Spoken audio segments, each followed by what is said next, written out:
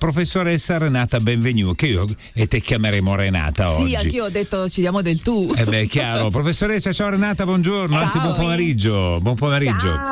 Ciao a tutti, buongiorno. Renata Benvenu è insegnante presso il Conservatorio Buzzolla di Adria, dove insegna, ma anche a Padova e anche a Londra. In questi giorni è anche lei obbligata a rimanere a casa. La sua occupazione, sentiamo in sottofondo un po'. Senti cosa c'è, Renata? Lei sta suonando in un video alla Chiesa degli Eremitani, un video bellissimo, andate su YouTube a cercarlo, e quindi lei insegna online, quindi ai suoi studenti, e chiaramente ha lanciato anche una bella iniziativa di cui parleremo tra poco. Hai qualche domanda curiosa da toglierti, Cinzia, da farle? Ma io veramente avrei una domanda che però non riguarda la musica. Posso, Renata? Va bene. Partiamo subito col personale. Sì, col personale, perché stavo guardando il video e quindi ti voglio chiedere: hai ancora quei lunghissimi capelli? Sono ancora più lunghi. Oh, che invidia, io li avevo come i tuoi. Perché adesso si parlava anche dei parrucchieri che adesso riescono a lavorare malissimo. Quindi tu non ne hai bisogno. Sì, poco fa parlavo con mia mamma e ho detto: mamma, ho i capelli lunghissimi, non so cosa fare. E mi ha detto: beh, dai, fra un po' riaprono forse, chissà. Beh, ma mica darai una spuntatina, non vorrai mica tagliare la chiave. Mica non è così facile. No, dico, ma dal parrucchiere darai una spuntatina e basta. Sì, certo. Se vi disturbiamo, Sì, Paolo, ditelo, guarda. se vi disturbiamo ditelo che andiamo. Sì, io chiuderei qui la telefonata e chiamo Renata in privato. Renata, senti, come è iniziata questa passione per il pianoforte? Allora, ho iniziato quando ero piccolina. I miei genitori non sono musicisti, ma sono sempre stati attenti e sensibili alla musica, all'arte in generale, quindi mi hanno avvicinato fino a quando ero piccolina proprio alla musica. E ho ascoltato il pianoforte una volta, avevo 6 anni, e ho detto: questo è il mio strumento. Quindi ho chiesto ai miei genitori di prendere lezioni, e da quel momento è iniziato il mio percorso musicale, che poi mi ha permesso, insomma, di diplomarmi in conservatorio ad Adria, dove attualmente insegno, e poi a prendere, insomma, altre strade, perché ho studiato anche all'estero, quindi mi ha dato tantissimo questo percorso nella musica. A te è piaciuto subito il pianoforte, ti sei cimentata, ma non era detto che diventassi addirittura insegnante. Quando hai capito di avere l'X Factor, come si dice adesso? Che domanda intelligente, che domanda intelligente, ti guardo. Ti stupisco, Paolo. Ti sto osservando, Cinzia, ti sto osservando. Allora, l'ho capito perché a un certo momento, ero molto piccola, ho cominciato ad ascoltare costantemente musica classica, nonostante la mia giovane età, cioè avevo 10 anni, 9 anni. Quindi da lì ho capito subito che avevo veramente una grande passione, e poi i miei maestri di musica avevano capito anche loro che c'era una buona predisposizione, e per cui, insomma, i miei genitori si sono affidati a loro, ed ecco che hanno fatto bene. Ed ecco il risultato. Sì.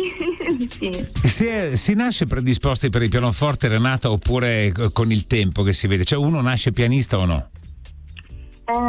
Sì, anche secondo me nel senso, come per ogni cosa, ognuno ha il proprio talento, ognuno ha delle qualità su determinati settori, e quindi fin da subito si capisce su cosa una persona è particolarmente predisposta o portata.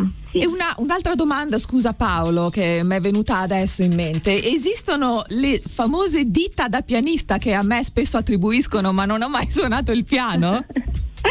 Allora, questa è una bella domanda. Io la penso come per la domanda precedente, cioè se uno è predisposto verso la strada del pianismo, per esempio, allora c'è anche quell'aspetto che è fondamentale, e quindi l'aspetto, diciamo, muscolare, scheletrico è importante, come per il collo del piede di un ballerino. Ecco. Sì, giusto, sì. Sì, è importante, sì, anche quello. Sì. Renata, parliamo di questa iniziativa, di questo concorso. Non mi viene da dire nato un po' per caso, ma non è così. Diciamo che alla fine sembrava una cosa importante, ma mi viene da dire un po' ridotta, giusto, in giusti numeri, ma i social l'hanno fatto diventare di colpo nazionale. Sì, è diventata improvvisamente un'altra cosa, mi è scappato un attimo di mano, ma l'abbiamo subito ripresa. Ho organizzato appunto un concorso di disegno e poesia che si intitola La poesia e il colore della musica, è la prima edizione per quanto riguarda Adria, quindi l'ho organizzato con il Conservatorio di Adria. Inizialmente è stato organizzato per valorizzare la creatività, insomma, dei concorrenti, perché si partecipa presentando una poesia oppure un disegno con tematica musicale oppure legata all'ambiente. Le premiazioni dovevano essere abbinate a dei concerti del Festival Pianistico Adria Piano Festival, sempre organizzati dal Conservatorio di Adria, che doveva tenersi a fine maggio, ma purtroppo, vista l'evolversi della situazione, non è stato possibile. Abbiamo deciso comunque di mantenere il concorso, vista la situazione, ripeto. Abbiamo pensato fosse importante far sentire comunque la presenza del conservatorio nonostante la chiusura, chiaramente, delle lezioni. Noi ci siamo in ogni caso, ci siamo anche se non di persona ma da remoto, e siamo attivi, perché abbiamo fatto comunque abbiamo mantenuto il concorso e la partecipazione è molto semplice, perché basta inviare tutto via email, quindi non c'è materiale da spedire anche per quanto riguarda i disegni, basta che i partecipanti facciano una foto all'elaborato e lo spediscono in allegato all'email di iscrizione entro il 1° maggio. C'è un'età, scusami Renata?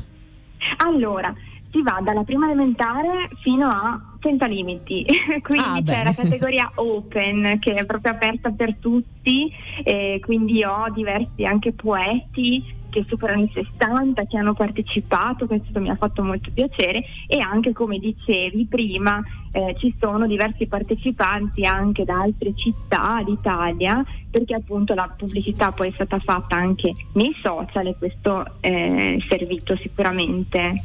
Ricordiamo dove trovare i contatti per questo concorso e anche dove trovare i contatti con te.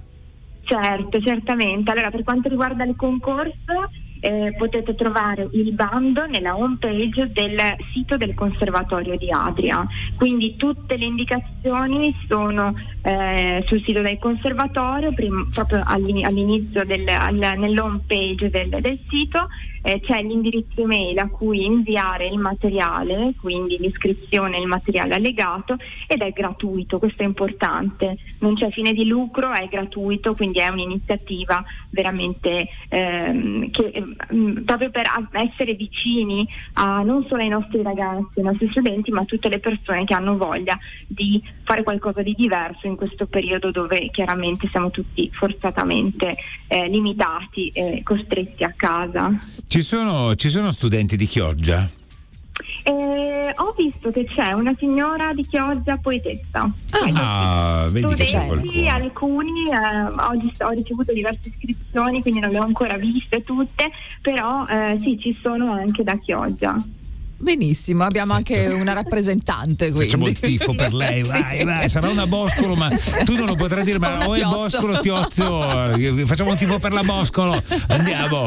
Va bene Renata, noi ti ringraziamo. Grazie. Vi ricordo che con noi abbiamo avuto al telefono Renata Benvenu, che è un'insegnante di pianoforte. Insegna alla scuola, al Conservatorio di Adria, ma insegna anche a Padova e a Londra, e in casa anche lei ha problemi di crescita di capelli, evidentemente anche lei come noi, 7 metri di capelli, e deve leggersi. Poi ci sentiamo privatamente, così organizziamo con i balzi, ed è in questo momento è alle prese con disegni e con poesie, anche lei come gli altri, insomma, di coloro i quali fanno parte di questo concorso. Renata, grazie, buona giornata. Grazie mille a voi, ciao. Ciao.